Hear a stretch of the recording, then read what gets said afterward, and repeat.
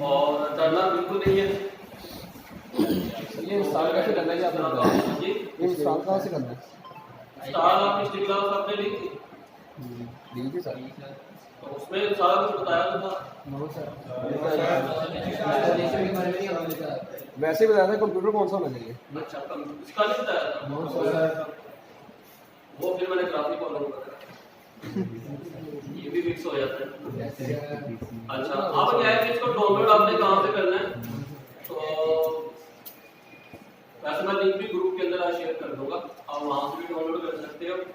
इसके अलावा वेबसाइट है गेट इनटू पीसी, यहाँ से जाके आप डाउनलोड कर सकते हो। वेबसाइट को गौर से देख लो, बाद में मैसेजेस आते हैं सर ये मिल नहीं रहा, डाउनलोड नहीं हो रहा। उसकी वजह क्या है कि वेबसाइट में आपको कोई बताता हूँ, आप ऊपर कोई कर लेते हो और वहां पे भी टकरे मारते रहते हो, तो वो फिर इसका नाम है getintopc.com। .com के साथ आपने जाना है, .com की जगह इन आउट जो भी लगा होगा उसको यूज नहीं करना। getintopc.com एक छोटा सा एड्रेस है, तो ये आपने माइंड में रख देना है। अब आप यहाँ पे क्लिक करोगे तो हमारे पास ये कुछ इस तरह का इंटरफेस ओपन हो जाएगा। अब आपने जो भी सॉफ्टवेयर यहाँ से डाउनलोड करना है वो आप जस्ट यहाँ पे राइट करो।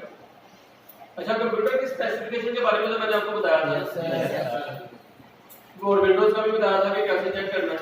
32 बिट नहीं बताया था, 64 बिट का बताया। अच्छा, अब आपने जो सॉफ्टवेयर डाउनलोड करना है ना, दोबारा बता देता हूँ, टेंशन कोई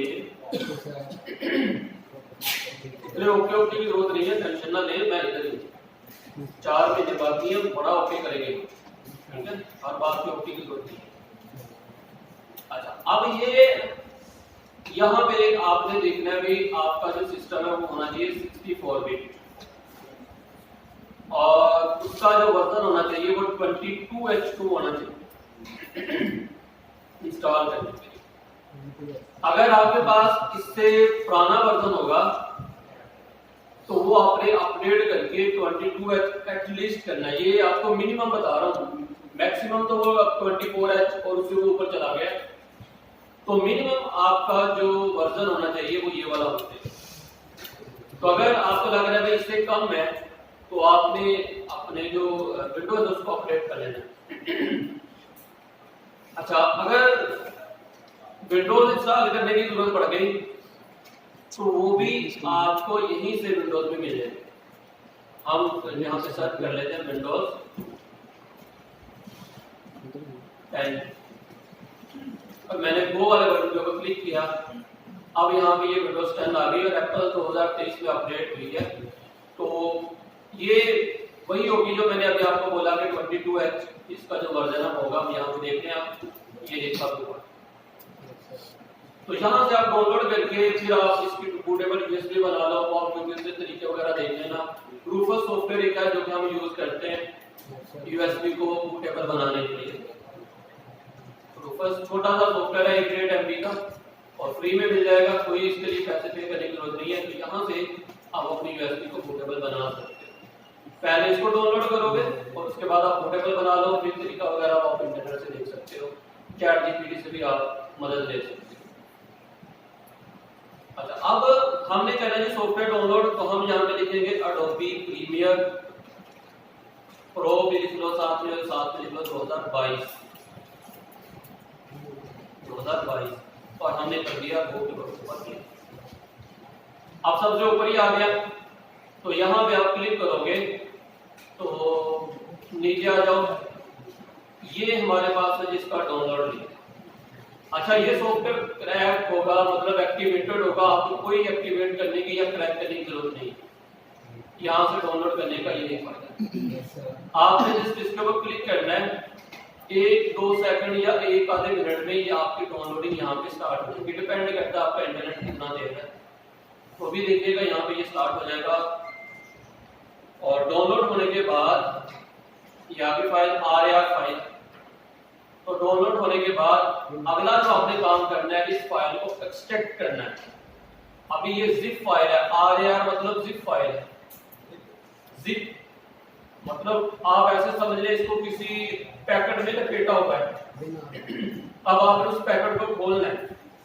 उस पैकेट को खोलने के लिए, अनजिप करने के लिए आपको एक और सॉफ्टवेयर रिक्वायर्ड है। या तो आप बिन आलिया यूज कर लो, या आप एक फ्री में सॉफ्टवेयर यूज कर सकते हो जिसका नाम है 7zip।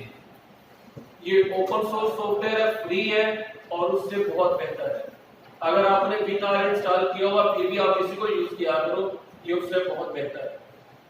तो अगर नहीं किया तो फिर तो आप इसी को करना है। डाउनलोड के ऊपर क्लिक करेंगे, हमारे पास यहाँ पे आ जाएंगे आप इस पेज के ऊपर, और यहाँ पे आपने कौन सा डाउनलोड करना है? 32 बिट वाला नहीं करना, हमने 64 बिट वाला करना है। डाउनलोड के ऊपर क्लिक करोगे तो ये आपका सॉफ्टवेयर एक आधे मिनट के अंदर डाउनलोड हो जाएगा, क्योंकि 1.5 MB का सॉफ्टवेयर है सारा, तो ज्यादा टाइम नहीं लेगा। अब सबसे पहले आपने अपने इस सॉफ्टवेयर को इंस्टॉल करना है। डबल क्लिक करें, नेक्स्ट नेक्स्ट करते जाएं, तो ये आपका सॉफ्टवेयर इंस्टॉल हो जाएगा। अभी यहाँ पे मुझे पासवर्ड मांग रहा है, क्योंकि ये हमारा जो यहाँ पर पीसी है वो थोड़ा सा खराब हो गया, उसकी हालत तो इमरजेंसी वार्ड में लेके गया उसको, तो अभी यहाँ पे ये पासवर्ड मांग रहा है, तो मैं इंस्टॉल नहीं करके दिखाऊंगा, बस आपको बता रहा हूँ। तो ये मेरे एडमिन का पासवर्ड है, मतलब ये जो आपकी पीसी है ना वही पीसी यहाँ पे रखा हुआ है, जस्ट आपको भी करवाने की क्लास।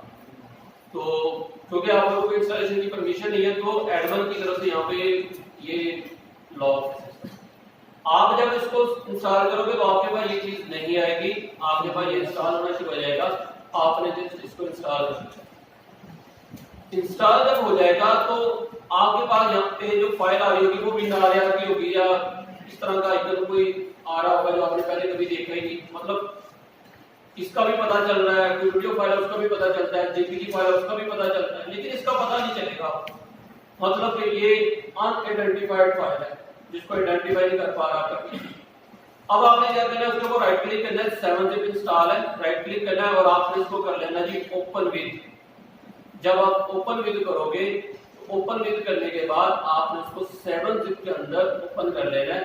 तो जैसे 7zip के अंदर ओपन करोगे तो आपसे वो पासवर्ड पूछेगा, एक्सट्रैक्ट जब आप करोगे तो पासवर्ड पूछेगा। अब आपने इस वेबसाइट से जितने भी सॉफ्टवेयर डाउनलोड करने हैं सबका पासवर्ड 1 2 3 ही है। कोई भी सॉफ्टवेयर आप डाउनलोड करो, आगे चल के एडिशन डाउनलोड करोगे, फिर आप आफ्टर इफेक्ट डाउनलोड करोगे तो उसका पासवर्ड 1 2 3 है। अच्छा, मैं जो सॉफ्टवेयर आपसे शेयर करूंगा अगर किया तो उसका पासवर्ड नहीं होगा, वो पासवर्ड फ्री होगा। आपने जस्ट उसको एक्सट्रैक्ट करना है और वो आपका फाइल एक्सट्रैक्ट हो जाएगी। अच्छा, जब फाइल आपके पास एक्सट्रैक्ट हो जाएगी तो आपके उस फोल्डर के अंदर, मैं यहाँ पे देखता हूँ शायद सॉफ्टवेयर पड़ेगा, नहीं पड़ेगा, तो आपके उस फोल्डर के अंदर ना 3 फोल्डर होंगे और एक सेटअप फाइल होगी। जो सेटअप फाइल होगी आपने उसके ऊपर डबल क्लिक करना है। तो डबल क्लिक करने के बाद वहां पे एक बड़ा सा लिखा आ जाएगा कंटिन्यू, आपने कंटिन्यू बस दबाना है और आपका सॉफ्टवेयर इंस्टॉल हो जाएगा। कोई नेक्स्ट करने की जरूरत नहीं, कोई कुछ करने की जरूरत नहीं है, तो आपका ये सिंपल सा प्रोसीजर है। क्लियर है? हो जाएगा डाउनलोड। मेमोरी वगैरह मैंने लास्ट में भी आपको बताई थी। आपके कंप्यूटर के अंदर सारे सॉफ्टवेयर इंस्टॉल करने के बाद प्रीमियर, फोटोशॉप, इलस्ट्रेटर जो भी आपने यूज करना है, कम से कम 30-25 GB स्पेस हमेशा फ्री होनी चाहिए अगर आपने वीडियो एडिटिंग या मोशन ग्राफिक का काम करना है।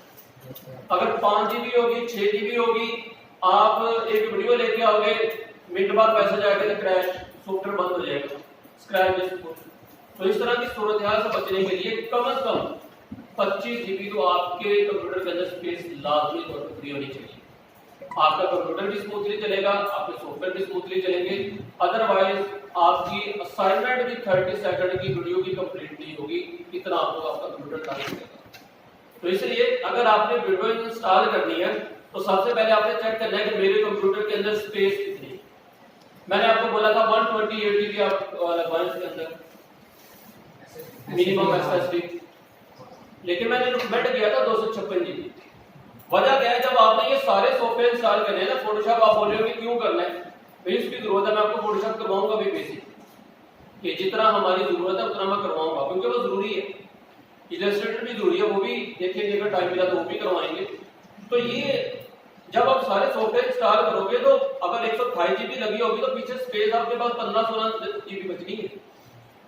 तो फिर आप क्या करोगे, अब यहाँ पे आप हिसाब लगा लो, यहाँ कितनी स्पेस बाकी है, 14 जीबी। कंप्यूटर में 3 लगी हुई है, एक खुला 2 खाली। वो आप बनाओ, उसको खाली ये जो इंस्टॉल करता हूं उसमें आ जाता है, तो सी ड्राइव में जाएगा। आपकी जो भी इंस्टॉलेशन होती है ना वो हमेशा सी ड्राइव में होती है। क्यों फिर एसएसडी सी ड्राइव के ऊपर लगाते हैं, क्योंकि उसके अंदर हमारे सारे सॉफ्टवेयर रन हो रहे होते हैं और जब आप कोई भी सॉफ्टवेयर चलाते हो तो वो बहुत जल्दी लोड हो जाता है, फास्ट वे में काम करता है। अगर हार्ड डिस्क दूसरी होगी एचडीडी तो वहां पे सॉफ्टवेयर भी लोड टाइम लेगा और जब आप उसके ऊपर काम भी करोगे तो वहां पे भी आपको थोड़ा सा स्लो कंप्यूटर फेस करना पड़ सकता है।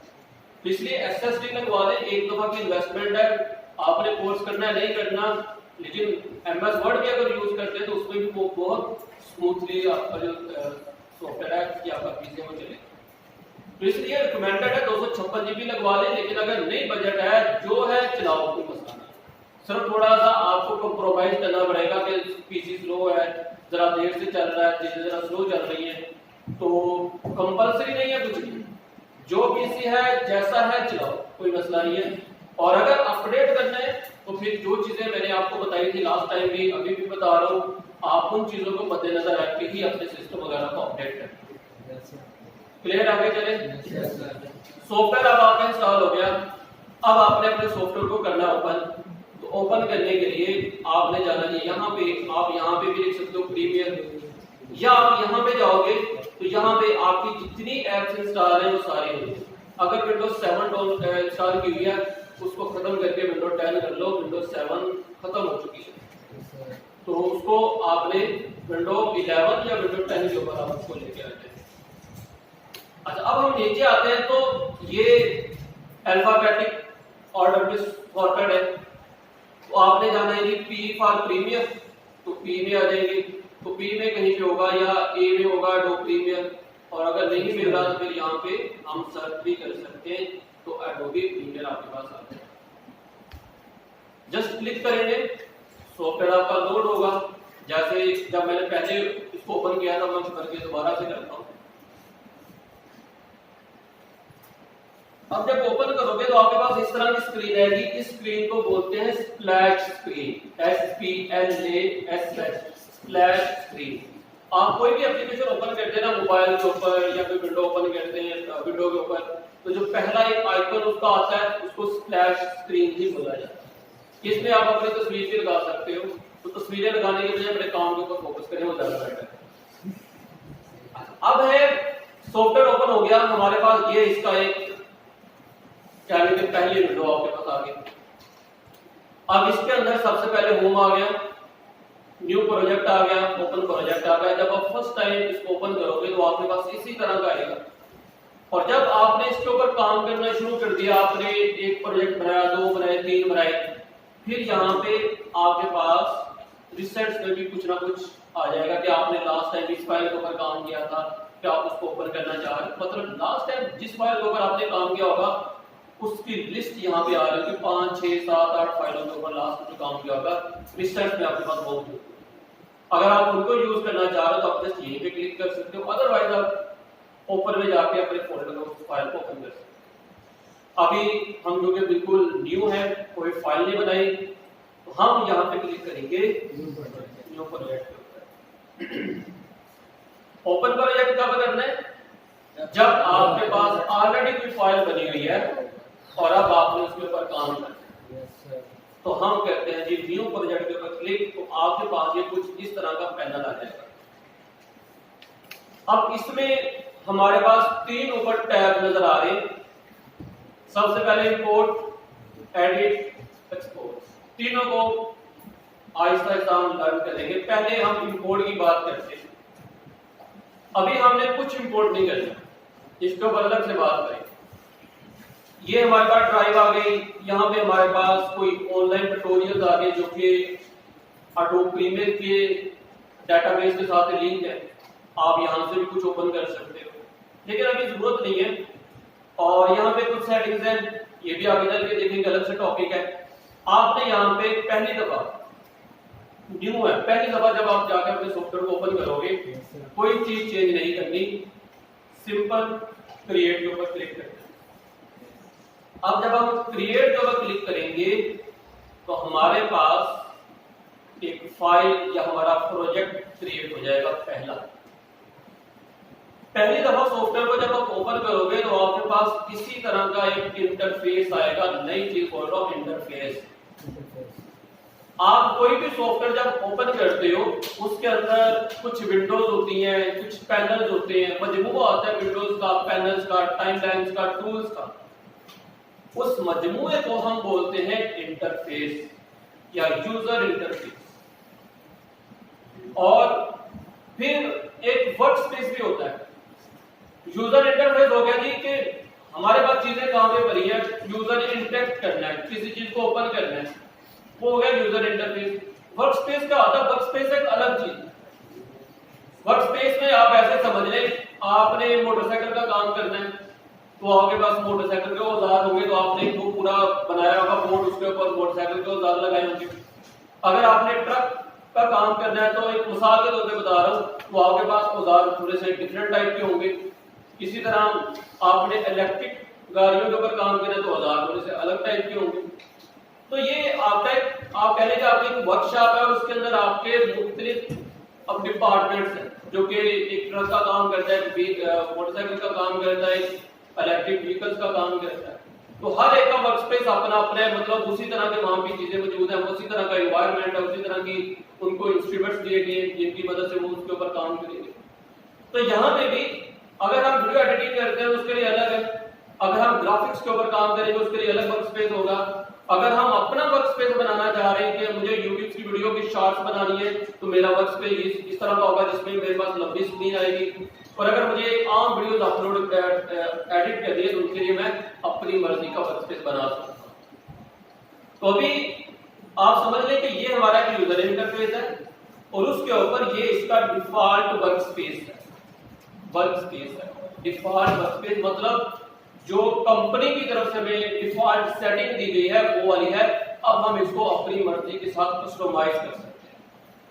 सबसे पहले हम यहाँ पे आते हैं, जो लर्न आ गया तो हमें अभी कुछ भी लर्न नहीं करना, इसके ऊपर बाद में आएंगे। तो यहाँ पे प्रीमियर की तरफ से ट्यूटोरियल्स दिए गए हैं, अभी हमें पता ही कुछ नहीं तो हम इनको क्या समझेंगे, तो इसलिए हम इसको बंद करेंगे। तो बंद करने के लिए क्या है, आपने यहाँ पे हैमबर्गर मेन्यू के ऊपर आना है, लर्न आ रहा है, आपने इसको क्लिक करना, इसको आप कर दोगे क्लोज, तो ये पैनल हमारे पास क्लोज हो जाएगा। अब ये हमारा वर्क स्पेस है जिसके ऊपर हम अब काम करें। अच्छा, वर्क स्पेस के अंदर देखिए, सबसे पहले जब हमने इसको ओपन किया था तो हमारे पास ये भी आ रहा था, ये हो गया हमारे पास मेन्यू बार। इसके अंदर फाइल के अंदर जाएंगे तो अलग ऑप्शन है, एडिट के अंदर जाएंगे अलग ऑप्शन है, हर एक के अंदर अलग अलग ऑप्शन है। आहिस्ता आहिस्ता इनको देखेंगे। फिर आपके पास आ गया कि यहाँ पे होम का बटन। अब अगर मैं होम के बटन के ऊपर क्लिक करूंगा तो हम वापस वहीं पे आ जाएंगे जहाँ पे हमने स्टार्ट किया, ये वही पेज आ गया। अच्छा, जब हमने फर्स्ट टाइम इसको ओपन किया था तो यहाँ पे एक बॉक्स आ रहा था और आ रहा था कि कोई फाइल एग्जिस्ट नहीं करती। अब यहाँ पे हमारे पास अनटाइटल्ड आ गया, कि मतलब एक फाइल आप बन गई है जो कि 3 मिनट पहले आपने भी बनाई है फाइल, और उसका नाम है अनटाइटल्ड। जब आप कोई भी फाइल बनाते हो आप उसका कोई नाम नहीं रखते तो उसका कोई नाम नहीं होता, मतलब अनटाइटल्ड है, तो ये यहाँ पे लिखा आ जाता है। किसी भी सॉफ्टवेयर में आप बनाओ, फोटोशॉप में, एडोबी के बात कर, इवन के कैपकट वगैरह में भी आप बनाते हो तो वहां पे भी ये चीज आ रही होती है अनटाइटल्ड। तो हम वापस जाना चाह रहे हैं तो यही हमारे पास जो आइकन है, आप इसके ऊपर क्लिक करोगे हम वापस अपने उसी इंटरफेस के ऊपर आ जाएंगे।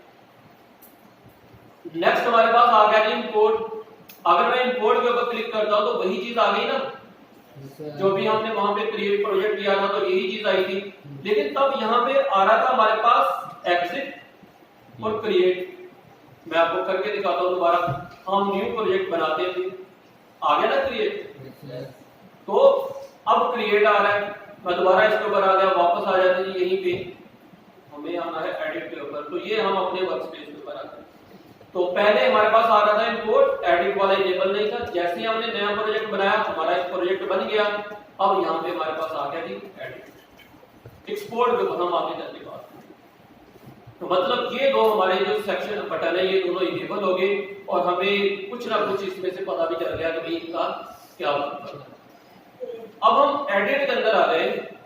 एडिट के अंदर हमारे पास ये वर्क स्पेस है या हमारे पास एरिया है जहाँ पे हम अपना काम करेंगे। तो अब इस वर्क स्पेस के अंदर हमारे पास डिफरेंट पैनल्स, इन पैनल को भी हम थोड़ी देर में एक्सप्लोर करते हैं। सबसे पहले अब हम जो अपना पहला काम यहाँ पे करने जा रहे हैं कि हम इसके अंदर अपना मीडिया इंपोर्ट करेंगे। तो मैं मीडिया फाइल को यहाँ पे जरा कॉपी कर लेता हूँ क्योंकि यूएसबी से स्मूथली नहीं चलेगा।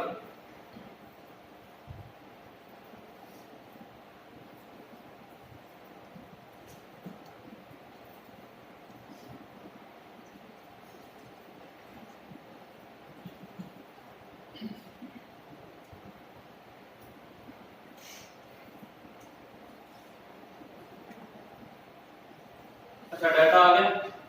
अब मुझे इस डाटा को यहाँ पे इंपोर्ट करना है। डाटा मतलब पिक्चरें और images, video, audio, transition, overlays, ये सारा हमारा डाटा कहलाता है। अच्छा, आपने ना अभी तो आप स्टार्ट के ऊपर हैं, तो मैं ना आपको अगली क्लास मतलब इस वीक नहीं अगले आपको एक लिस्ट दूंगा पूरी। आपने अपने घर में अपने डाटा को या अपने फोल्डर को उसी तरह से ऑर्गेनाइज कर लेना। आप बनाओगे ऐसे करके data folder, video, editing, assets,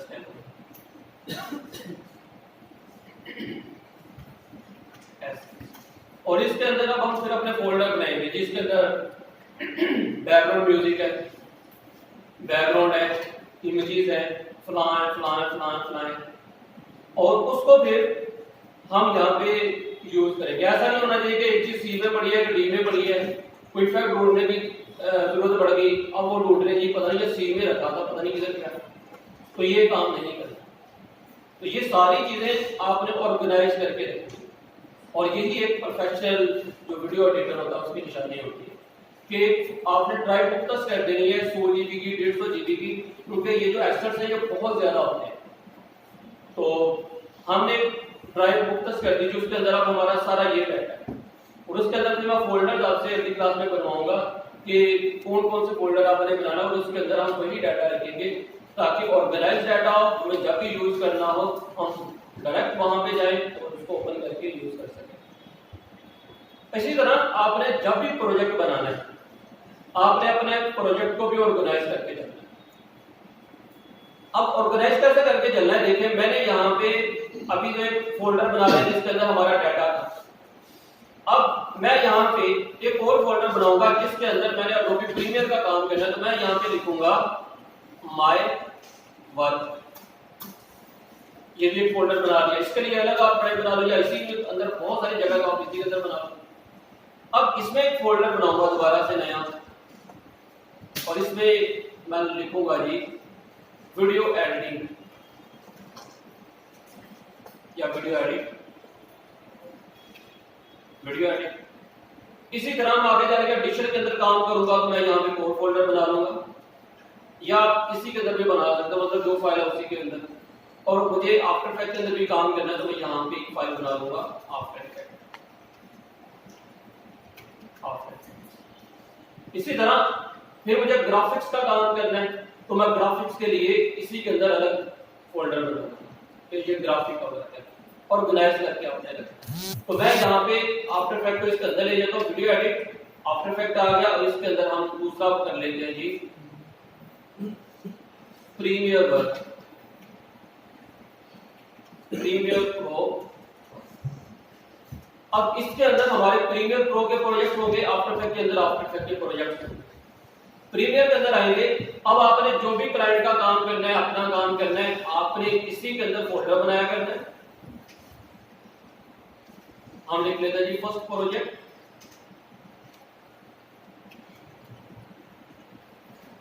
first project. अब फाइल तो हमने इसी के अंदर सेव करना है। अब एक और काम भी करना है कि हमने एक और फोल्डर इसके अंदर बनाना है और इसका नाम रख देना जी एसेट्स, ऑर्गेनाइज करके। बाहर हमारे पास हमारी प्रोजेक्ट फाइल होगी, उसके अंदर एक और फोल्डर बना दिया एसेट। आप वो बोल रहे होंगे ये क्यों? अब एक तो एसेट वो होंगे जो कि हम एक अलग फोल्डर हमने बनाया मेन एसेट, जिसके अंदर हमारे ट्रांजिशंस होंगे, इफेक्ट्स होंगे, इस तरह की चीजें होंगी। अब आप एक ऐड के ऊपर काम कर रहे हो या आप एक डॉक्यूमेंट्री के ऊपर काम कर रहे हो और आपने उस डॉक्यूमेंट्री के लिए कस्टम डाटा इंटरनेट से डाउनलोड किया और जो खास उसी प्रोजेक्ट के लिए इमेजेस हैं, लोगोज हैं, आपने उनको इसके अंदर रख लेना है कि ये मेरी फलान चीज है, ये मेरी फलान चीज है, ये फलान, मतलब अलग अलग फोल्डर भी बना सकते हैं और ऑर्गेनाइज करके चलेंगे। अब फायदा इसका क्या होगा कि कल को अगर आप अपनी प्रीमियर की फाइल को ओपन करोगे, विंडोज भी कर लेते हो, कुछ भी आपके प्रॉब्लम आ जाती है, आप विंडो कर लेते हो, आप कभी भी 10 साल बाद जब अपनी प्रीमियर की फाइल को ओपन करोगे उसमें कोई एरर नहीं आएगा। एरर किस तरह का नहीं आएगा? होता क्या है कि अब मैं वीडियो एडिटर हूं, आप वीडियो एडिटर हैं और आपने अपनी वीडियो एडिट कर ली, ठीक है, आपने काम कर लिया। अब कुछ देर बाद आपका कस्टमर वापस आया, उसने बोला यार मैंने आपसे वीडियो एडिट करवाई थी, तो आप सेम डाटा यूज कर लो लेकिन उसमें ये वाला चीजें यूज कर लो। अच्छा, 6 महीने बाद कस्टमर आया और आपने 6 महीने पहले, 2 महीने पहले आपने वीडियो इंस्टॉल कर दी नहीं। अब आपने जब वो प्रोजेक्ट बनाया था तो आपने बहुत सारी चीजें डाउनलोड की थी जो कि सी में मौजूद थी या डेस्कटॉप के ऊपर मौजूद थी। अब जब विंडो आपने कर ली तो वो चीजें तो डिलीट हो चुकी है ना, वो तो किस्सा खत्म हो गया। अब आप जब इस प्रोजेक्ट को ओपन करोगे तो आपके पास एरर का एक पूरी लंबी लिस्ट आ जाएगी, फोल्ड मिसिंग, फलान missing, music missing, image missing, video missing, logo missing. अब आपको वो फोल्ड करना या उसको रिप्लेस करना बहुत मुश्किल हो जाएगा। तो इसका मतलब है कि आपका वो प्रोजेक्ट डैमेज हो चुका है, अब आप उसके ऊपर काम नहीं कर सकते। अब आपको दोबारा नया प्रोजेक्ट बनाना पड़ेगा, दोबारा नए सिरे से मेहनत करना पड़ेगा। और अगर आपने अपनी तमाम फाइल को एसेट्स के अंदर रखा होगा, आप 10 साल बाद भी प्रोजेक्ट को ओपन करोगे, आपके पास एक चीज का भी एरर नहीं है, सारी चीजें बहुत स्मूथली रन हो जाएंगी और आप अपना काम उसके अंदर स्टार्ट कर।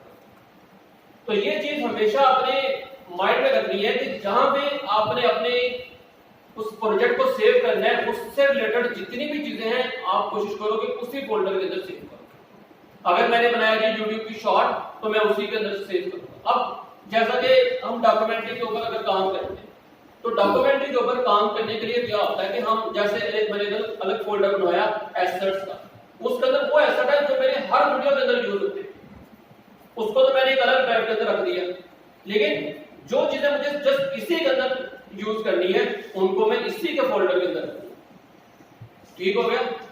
मतलब आप क्लाइंट का काम करते हो, सिलानी का आपने कोई ऐड बनाना है तो आप सिलानी का फोल्डर बनाओगे, उसके अंदर सिलानी का सारा डाटा होगा।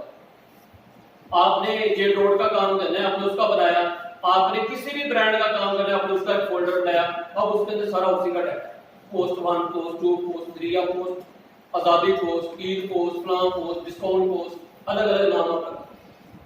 तो फायदा क्या होगा? अगर कस्टमर कभी भी आपसे कॉन्टेक्ट करता है, आपसे बोलता है यार ये मैंने आपसे ऐड बनवाई थी या पोस्ट बनवाई थी, आप इसको जरा एडिट करके मुझे अब ये चीज बना दो, तो आपके लिए कोई मुश्किल नहीं होगी, आप डायरेक्ट उस फोल्डर के अंदर जाओगे और आप उसको ओपन करोगे। तो डाटा को ऑर्गेनाइज करके चलना, ये मैं पहले दिन इस वजह से बता रहा हूं क्योंकि एंड तक यूजर को ये नहीं पता। असाइनमेंट लेके आते हैं ना, तो असाइनमेंट भी ऐसी होती है जी, क्या करते हैं जी, यहाँ पे प्रीमियर की फाइल है, उसको यूएसबी में कॉपी किया मेरे पास ले आए। भाई वो जो आपकी प्रीमियर की फाइल है वो सिर्फ एक आप कह रहे हैं कि लिंक है, सोर्स है कि आपने इसके अंदर काम किया था। अब जो आपकी मीडिया फाइल इंपोर्ट होगी उसके अंदर जो डाटा इंफॉर्मेशन होगी वो तो आपकी पीछे मीडिया फाइल होगी, तो वही ओपन करेगी ना। पीछे मीडिया फाइल ही नहीं है तो आपका वो फाइल क्या करेगी? वो तो कुछ केबी की फाइल होती है।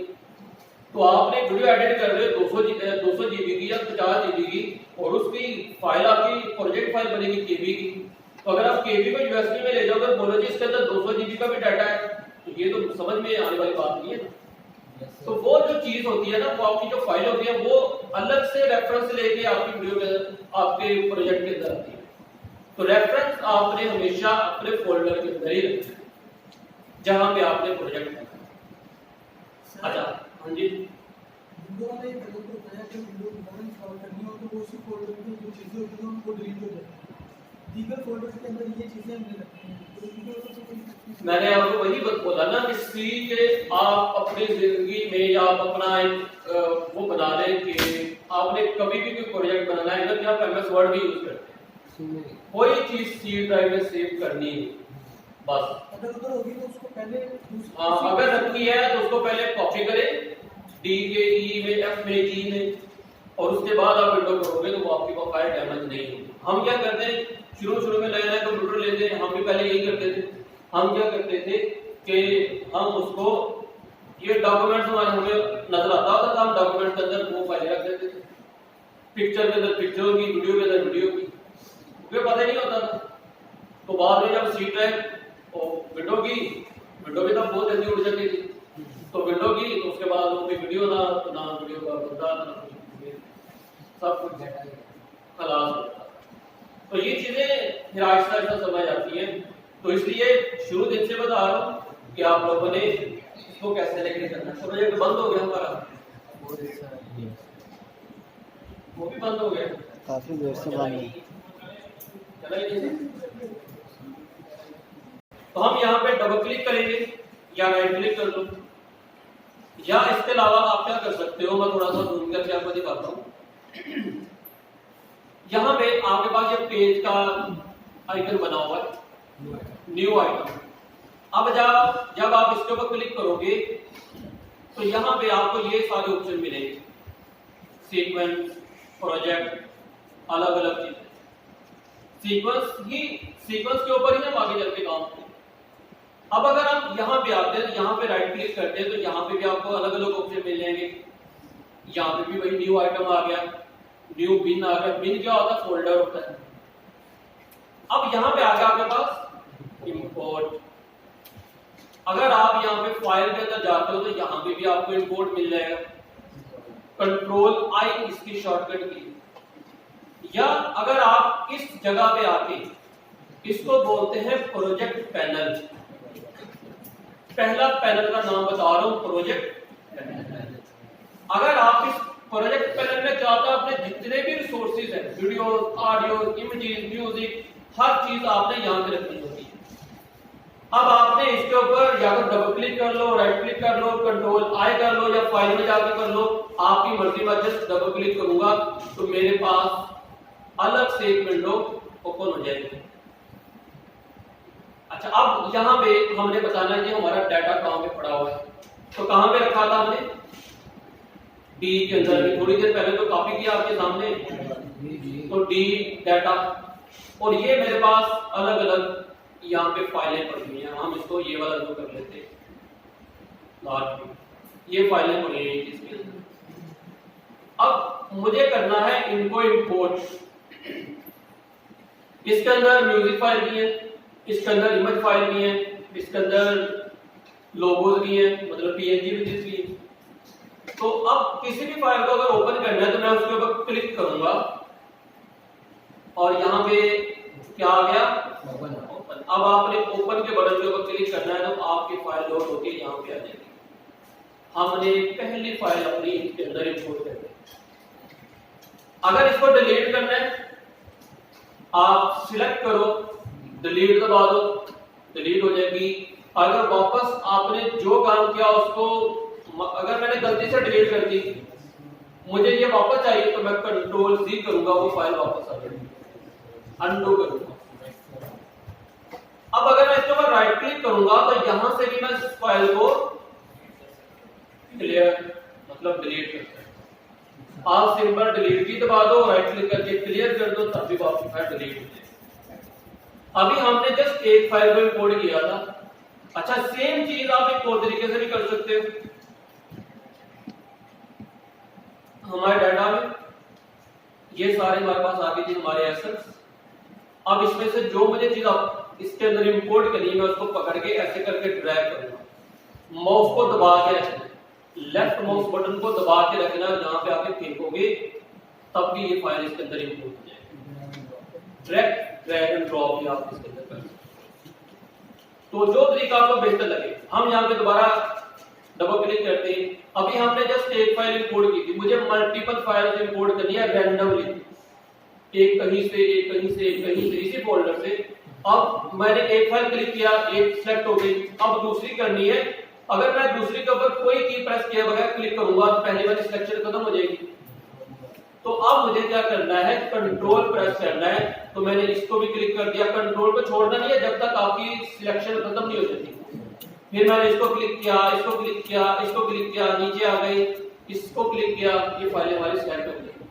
अब मैं यहाँ पे क्या करूंगा, ओपन, तो अब हमारे पास ये फाइलें यहाँ पे इंपोर्ट हो जाएंगी। ठीक हो गया। अब मुझे जो बाकी फाइल है उनको भी इंपोर्ट करना है, और यहाँ पे हम इसको क्या करेंगे, कंट्रोल आई या डबल क्लिक भी आप कर सकते हैं। लेकिन मैं चाहता हूं यार, ये जो मुझे चीजें नजर आ रही है, ये इस वक्त मुझे थंबनेल में नजर आ रही है, मुझे इनको करना है कि लिस्ट व्यू में, या मुझे इनको जूम करना है। तो उसके लिए आपको यहाँ पे आप ऑप्शन मिलेंगे। तो सबसे पहले ये वाला हमारे पास आ गया, इसके ऊपर आप क्लिक करोगे तो हमारे पास ये फाइलें लिस्ट में आ गई। ये हमारे पास आ गया कि आइकन व्यू, आप इसके ऊपर क्लिक करोगे आइकन व्यू आ जाएगा, नजर आ रहा है आपको। और उसके बाद अगर आप ये तीसरे वाले बटन के ऊपर क्लिक करोगे तो ये हो जाएगा हमारा कस्टम व्यू। इसके अंदर ये हमारे पास एक स्लाइडर आ गया, इसकी मदद से लिखा भी हुआ है adjust the size of icons and thumbnails. आप ये जो आपको विंडो नजर आ रही है, आप इस विंडो के साइज को अपने हिसाब से एडजस्ट कर सकते हैं कि आपको कितनी जूम करके इसको देखना है। और अगर आपको लिस्ट में चाहिए तो आप लिस्ट कर दो, ज्यादातर हम इसी को यूज करते हैं। अब मेरे पास फिर से जगह बच गई। अब जितनी भी चीजें मैं सबको एक ही दफा सिलेक्ट करूंगा, कंट्रोल ए करूंगा, सब सिलेक्ट हो गया, कंट्रोल ए पर सिलेक्ट ऑल। अब मैं यहाँ पे ओपन के ऊपर क्लिक करूंगा तो तमाम जो फाइल मेरे पास है वो सारी इसके अंदर इंपोर्ट हो जाएंगी एक क्लिक पर। ये सारे बटन क्लियर हो गए। अब यहाँ पे हमारे पास जो नीचे वाला सेक्शन है, राइट साइड में और ऑप्शन आ गया आपके पास।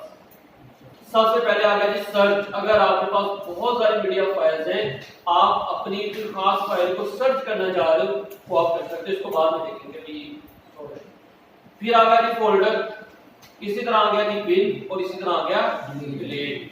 आप यहाँ से जिस भी फाइल को सिलेक्ट करोगे, डिलीट के ऊपर क्लिक करोगे तो आपकी फाइल डिलीट हो जाएगी। सिलेक्ट करने का तरीका यहाँ पे भी सेम है, कंट्रोल प्रेस करो, ऐसे करके मल्टीपल फाइल रैंडमली सिलेक्ट कर लो।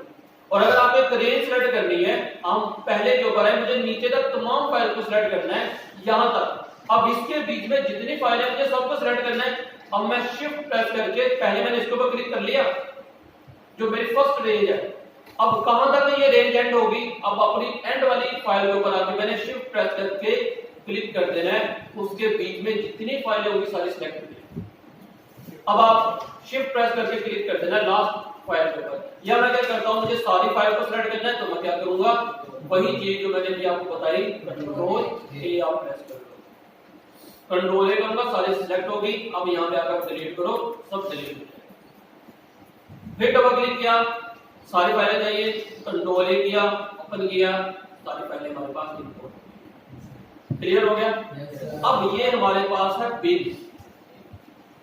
बिन यहाँ पे बोलते हैं फोल्डर को, डस्टबिन होता है, जैसे कि बॉक्स है आपका, क्या लेके यहाँ पे हमारे पास फोल्डर को हम बोलेंगे बिन।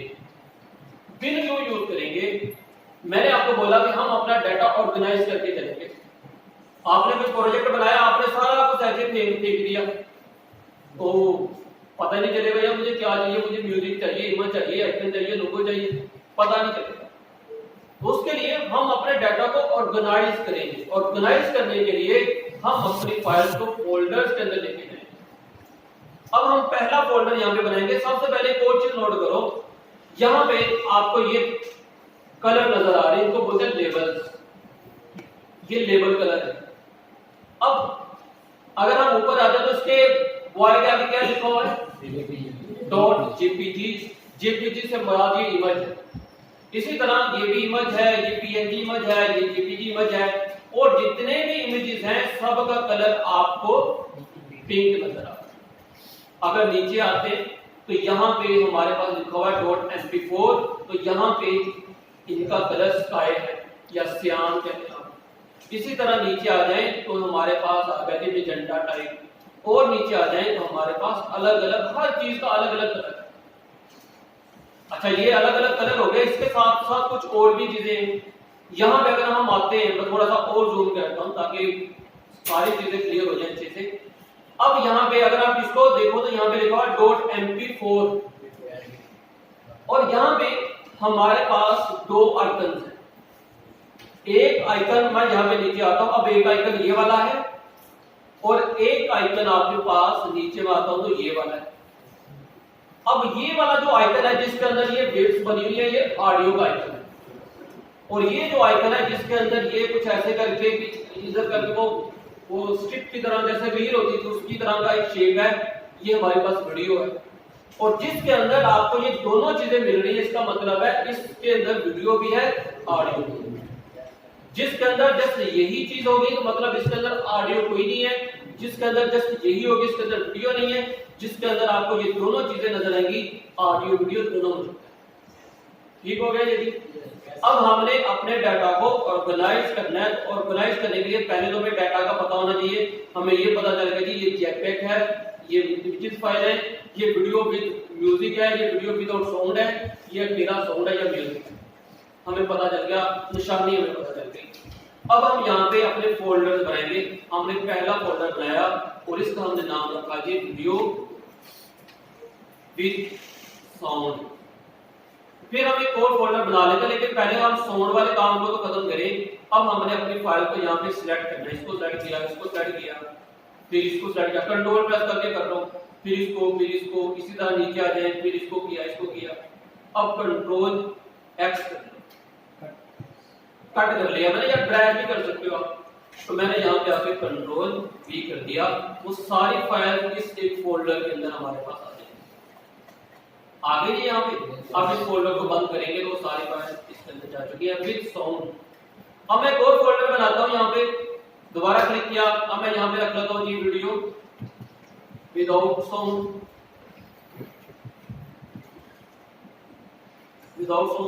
और आपको पता है विदाउट साउंड कौन सी है, ये वाली है। इसको बल्कि ये सारी आ रही है तो हमने शिफ्ट प्रेस करके इसको सेलेक्ट किया। अब के बाद में यहाँ पे ड्रैग कर, हम यहाँ पे ऊपर जाते हैं और ये हमारे पास आ गया, इसके ऊपर मैंने ड्रैग कर दिया, वो फाइल इसके अंदर आ गई। अब एक फोल्डर और बनाते हैं जिसके अंदर मैं सिर्फ जेपीजी फाइलें डालूंगा, पीएनजी नहीं, सिर्फ जेपीजी। मैंने एक और फोल्डर बनाया और मैंने कर लिया जी जेपीजी, और इसके अंदर हम जेपीजी फाइलों को सेलेक्ट करेंगे। ये जेपीजी ये वाली हो गई, इसी तरह ये वाली हो गई। आप ये भी देख सकते हो विद बैकग्राउंड या जेपीजी ज्यादा बेटर है, और नीचे आ जाए ये वाली है, ये वाली है, इसको भी आप ड्रैग इसके अंदर ड्रैग कर सकते हैं, ये भी होगी। फिर एक और फोल्डर बनाएंगे, इसके अंदर कर लेंगे पीएनजी, और इसके अंदर आप हम अपने तमाम पीएनजी फाइलों को क्रॉप करते हैं। पीएनजी के अंदर करते हैं जेपीजी, इसको हम करेंगे पीएनजी के अंदर। अब रह गया म्यूजिक, उसके लिए नया फोल्डर बनाया और हमने कर लिया, या साउंड कह लिया, म्यूजिक कह लिया।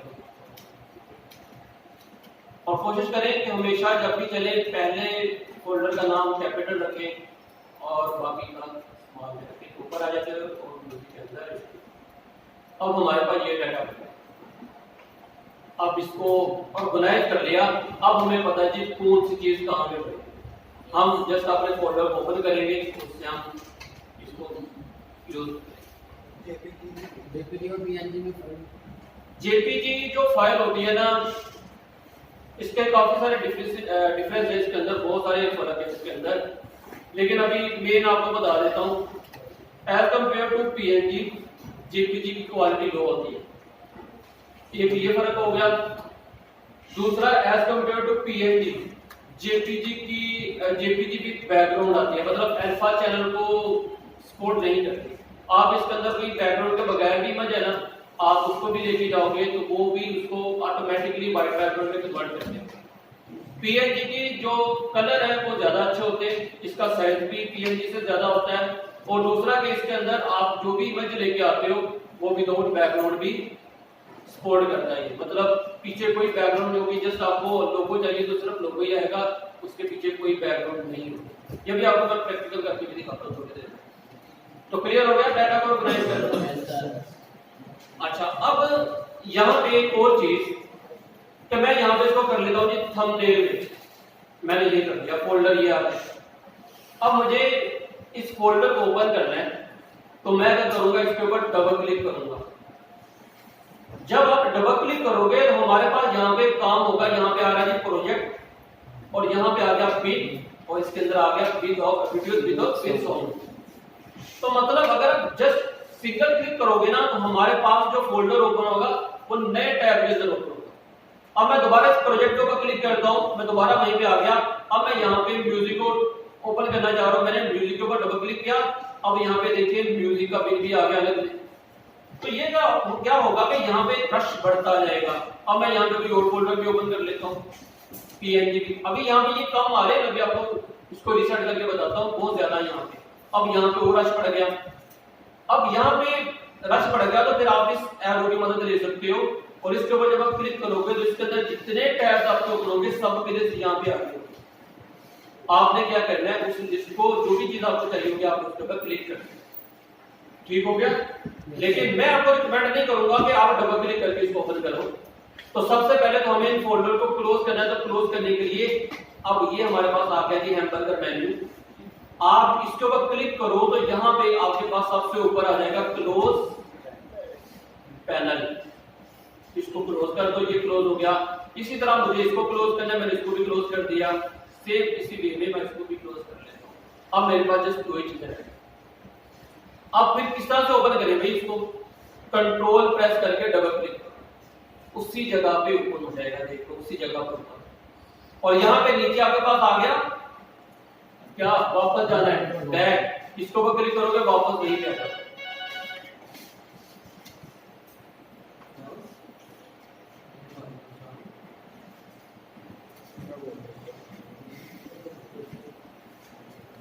प्रेस करके आपने इसके ऊपर डबल क्लिक करना है, तो अब हम उसी के अंदर ओपन हो जाएंगे, रश भी नहीं पड़ेगा। और वापस जाना तो जस्ट यहाँ पे क्लिक करेंगे, वापस डाटा को ऑर्गेनाइज करने तक कोई भी आपके माइंड के अंदर क्वेश्चन है तो आप पूछ सकते हैं। क्लियर? अच्छा, अब बाकी चीजें ना हम कल देखेंगे। अब अगली जो चीज मैं आपको बताने लगा हूँ वो है कि हमने अपना जो मीडिया है, आज अगर आपने इसके ऊपर प्रैक्टिस करनी है तो मीडिया कहाँ से डाउनलोड करें। तो कुछ वेबसाइट्स हैं। सबसे पहले आपके पास वेबसाइट है पिक्साबेज। आप पिक्साबेज को बता सकते हो। यहाँ से आपको वीडियो चाहिए, ऑडियो चाहिए, म्यूजिक चाहिए, इमेजेस चाहिए, ओपन सोर्स है, कॉपीराइट फ्री है, कोई भी चीज डाउनलोड करो कोई कॉपीराइट नहीं आएगा, और आप इसको अपने प्रोजेक्ट्स में बहुत आसानी के साथ यूज कर सकते हो। इसमें फोटोज वीडियोस सब कुछ अभी ये है। और यहाँ पे देखिए क्या आ रहा है, फोटोज, फिर आ गया वीडियोस। अब डाउनलोड करने का तरीका भी बता देता हूँ साथ में। हम यहाँ पे आते हैं, हमें फॉर एग्जांपल ये वाली वीडियो को डाउनलोड करना, मैंने इसके ऊपर क्लिक किया, सिंपल आपने जस्ट डाउनलोड के ऊपर क्लिक कर देना, ये क्वालिटीज आ गई आपके पास। अच्छा, सारा कुछ फ्री है, लेकिन अगर हम हाई क्वालिटी के अंदर डाउनलोड करोगे तो ये आपसे पूछेगा यार साइन इन कर लो कम से कम, तो आप गूगल से साइन इन कर सकते हो, तब भी चीजें फ्री होंगी। लेकिन फायदा क्या होगा कि चीज हाई डेफिनेशन में डाउनलोड हो जाएगी। हम चाहते हैं भाई ये वाली डाउनलोड कर लो या 1920 1080 ये डाउनलोड कर लो, तो हम डाउनलोड के ऊपर क्लिक करेंगे, ये फाइल आपकी डाउनलोड होना शुरू हो जाएगी। और कोई इसके लिए आपको जरूरत नहीं है कि भी आपने कोई आइडिया यूज करना है, कुछ यूज करना है, बहुत सिंपल है, आपने जस्ट क्लिक करना, डाउनलोड स्टार्ट हो जाएगा। इमेजेस के लिए भी ऐसे ही है, और वीडियोस के लिए भी, ऑडियोज के लिए भी। यहाँ पे अगर आप क्लिक करोगे हमारे पास यहाँ पे साउंड इफेक्ट्स आ जाएंगे। तो आपके वो जो सर बता रहे थे कि बड़ा कुछ पेड मिलेगा, तो ये साउंड इफेक्ट आज ही आपको बता दिए फ्री में कहाँ से मिलेगा। ठीक हो गया? अच्छा, अब दूसरी वेबसाइट क्या है? दूसरी वेबसाइट हमारे पास है पिक्सेल्स। दूसरी वेबसाइट आ गई, जहां से भी आपको हर चीज फ्री में मिलेगी। डाउनलोड करने का तरीका यहाँ पे। एक तीसरी वेबसाइट आ गई जिसका नाम है unsplash.com। आप इसके ऊपर क्लिक करोगे यहाँ से भी आपको तमाम चीजें फ्री में मिलेंगी। कीवर्ड यहाँ पे लिखे हुए। फॉर एग्जाम्पल हमें इस्लामिक चाहिए, मैंने लिखा जी इस्लामिक, इस्लामिक लिखा, इस्लामिक हमारे पास पिक्चरें आ जाएंगी। वीडियोस के अंदर भी ऐसे, ऑडियोस के अंदर भी ऐसे, हर चीज अवेलेबल है यहाँ पे। आपने बना लिया जी पोस्ट अफ्तारी के लिए तो डेट या रमजान लिख लेते हैं, रमजान करीब, देखते हैं भी क्या आता है। तो रमजान से मतलब हमारे पास चीजें आना शुरू हो गई। यहाँ पे रमजान साहब आए तो ये हमारे पास एक बिल गया। अगर आप इसके ऊपर क्लिक करोगे ना, रिजल्ट नहीं आ रहा, अब देखो इससे रेलिवेंट चीजें नीचे आना शुरू हो जाएंगी। ये हमारे पास आ गया, ये रेलिवेंट चीजें। हमने कुरान के ऊपर क्लिक किया, अब इससे रिलेटेड वो हमारे पास चीजें आना शुरू हो जाएंगी, जिसमें कि बंदा कुरान पढ़ रहा है, नमाज पढ़ रहा है, तो अलग अलग ये जितनी भी चीजें हैं ये हो गया जी जेपीजी या वीडियोस या ऑडियोस। अब हमें पीएनजी भी चाहिए होगी जिसमें कोई बैकग्राउंड ना हो। मुझे कोई आइकन चाहिए, मुझे कोई तस्वीर चाहिए, मुझे कोई पीजे की पोस्ट चाहिए, तो वो उसके लिए भी दो वेबसाइट है, जिसमें पहली वेबसाइट है पीएनजी विंग। यहां से आपको फ्री में, अब फॉर एग्जाम्पल आपने अपनी वीडियो के ऊपर इस तरह का ये लगाना है तो वो चमक ऐसे करके ऊपर मूव हो रही है, मूवमेंट हो रही है, ये सारी चीजें आपको दिखाऊंगा अभी आगे चलते दिखाऊंगा अभी, तो आप यहाँ से डाउनलोड कर सकते हैं। हमने पीएनजी भी हमने यहाँ से क्या बात है कि हमने यहाँ से कोई भी चीज अगर डाउनलोड करनी है तो डाउनलोड या सर्च करनी है तो पहले बार सर्च करवाया तो मैंने लिखा कि पिज्जा। अब बहुत सारे पिज्जा आ जाएंगे यहाँ पे। तो अगर मुझे इसको डाउनलोड करना है, फॉर एग्जाम्पल आपने कहना है डिलीवरी, तो यहाँ पे आपके पास आ गया ये। अब आपने इसको डाउनलोड करना है तो आपने इस डाउनलोड दिस पीएनजी के ऊपर क्लिक करना है। अच्छा, पहली दफा ये आपसे कैप्चा आएगा, आपसे वेरिफिकेशन मांगेगा, आपने इसको वेरीफाई कर लेना। यहाँ पे click alphabets in order, click करें। ये जो ऑर्डर लिखा हुआ है इसी ऑर्डर में आपने यहाँ पे क्लिक कर देना। सबसे पहले 2 है तो 2 के ऊपर क्लिक करो, फिर 3 है तो फिर 3 के ऊपर, फिर F है तो फिर F के ऊपर, और लास्ट में हमारे पास 4 बचा तो 4 के ऊपर क्लिक करो। अच्छा, अब ये एरर दे रहा है तो समटाइम ये एरर देता है, तो फिर आप दोबारा क्लिक करोगे तो आपकी फाइल डाउनलोड हो जाएगी। दूसरी वेबसाइट कौन सी है? ये थी पीएनजी विंग। अगली वेबसाइट है पीएनजी एक्ट। सेम वेबसाइट है, सेम तरीके से डाउनलोडिंग होनी है, सेम चीजें हैं, मतलब इसके अंदर रिसोर्सेज अलग है, उसके अंदर अलग है, तो आप इस वेबसाइट का भी यूज कर सकते हो। और एक और वेबसाइट है यूट्यूब, ये तो सबको पता ही है। तो ये हम ना इंशाल्लाह कल देखेंगे कि अगर हमने सिर्फ फ्री म्यूजिक डाउनलोड करना है तो वो हम कैसे कर सकते हैं। तो आज के लिए इतने लगते हैं, कल इंशाल्लाह इसको मजीद कंटिन्यू करेंगे। अभी आपने जाना नहीं है, आपकी क्लास होगी, अखलाकियात की क्लास होती है, जितने भी यहाँ पे बैचे